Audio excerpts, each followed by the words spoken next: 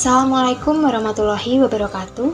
Salam sejahtera bagi kita semua. Pada kesempatan kali ini saya akan mempresentasikan skripsi dengan judul Pengaruh Perencanaan Pajak, Kepemilikan Institusional dan Tata Kelola Perusahaan terhadap Manajemen Laba.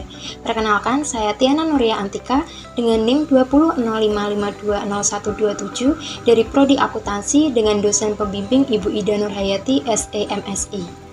Secara garis besar, latar belakang pada penelitian ini membahas tentang tindakan manajemen laba yang terjadi pada perusahaan manufaktur sektor barang konsumsi pada periode 2018 sampai periode 2022.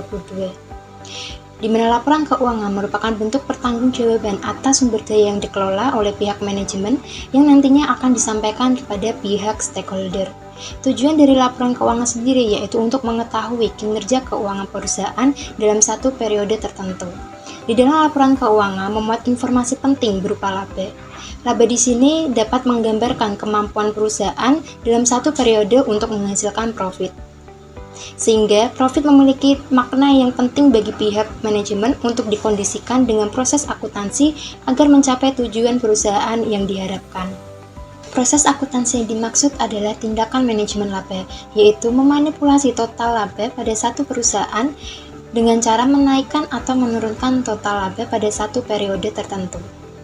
Contoh atau fenomena pada kasus manajemen laba telah terjadi pada perusahaan 3 Pilar Sejahtera pada tahun 2019, di mana lembaga audit terbesar di dunia, Ernst & Young, mengungkapkan adanya dugaan tindakan manajemen laba yang dilakukan oleh PT 3 Pilar Sejahtera dengan 3 poin pengungkapan yang antara lain overstatement sebesar 4 triliun pada akun piutang usaha, persediaan, dan aset tetap.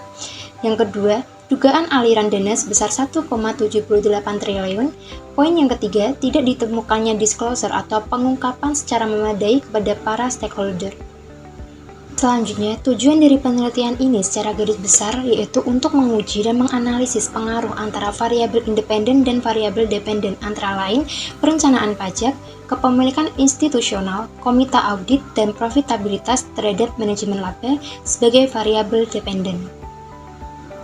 ResearchGate pada penelitian ini mengungkapkan bahwa adanya perbedaan hasil dari penelitian sebelumnya mengenai variabel independen dan variabel dependen yang sama, antara lain perencanaan pajak dan terhadap manajemen laba.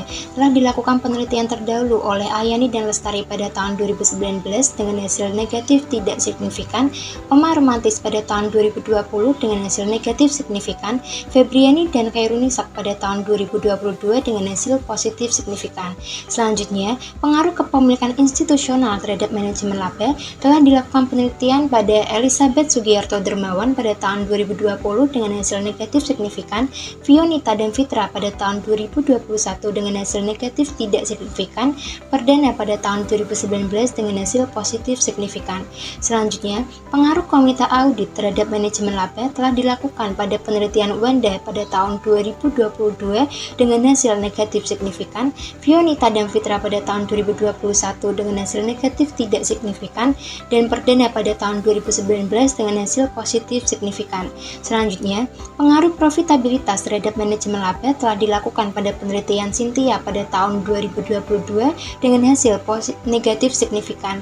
Selanjutnya, Elizabeth Sugiarto Dermawan pada tahun 2020 dengan hasil positif signifikan.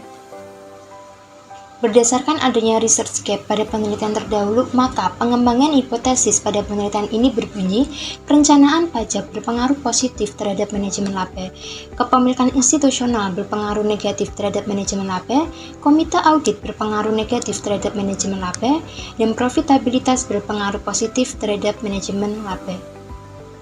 Hasil dan pembahasan pada penelitian ini dapat dilihat pada tabel hasil uji T atau uji hipotesis, di mana masing-masing variabel memiliki tingkat signifikan yang berbeda. TP memiliki tingkat signifikan sebesar 0,0000, KI memiliki tingkat signifikan sebesar 0,010, KA memiliki tingkat signifikan sebesar 0,000, dan profitabilitas memiliki tingkat signifikan sebesar 0,769.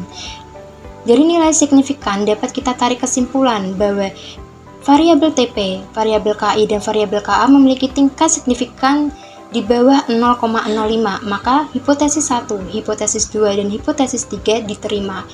profitabilitas memiliki tingkat signifikan lebih dari 0,05, maka hipotesis keempat ditolak. Kesimpulan yang dapat kita peroleh dari penelitian ini, yang pertama, perencanaan pajak berpengaruh positif signifikan terhadap manajemen laba, kepemilikan institusional berpengaruh negatif signifikan terhadap manajemen laba, komite audit berpengaruh negatif signifikan terhadap manajemen laba, dan profitabilitas berpengaruh positif tidak signifikan terhadap manajemen laba. Sayangnya, pada penelitian ini masih terdapat beberapa keterbatasan, antara lain besarnya adjusted R-square relatif kecil hanya 14,9%. Yang kedua, hasil penelitian memiliki nilai rasio kurtosis yang tinggi, sehingga pada pengambilan hasil uji normalitas menggunakan nilai rasio skewness. Sekian presentasi yang dapat saya sampaikan, semoga hasil dari penelitian ini dapat bermanfaat dan dapat membantu memecahkan masalah. Sekian, terima kasih atas perhatiannya. Wassalamualaikum warahmatullahi wabarakatuh.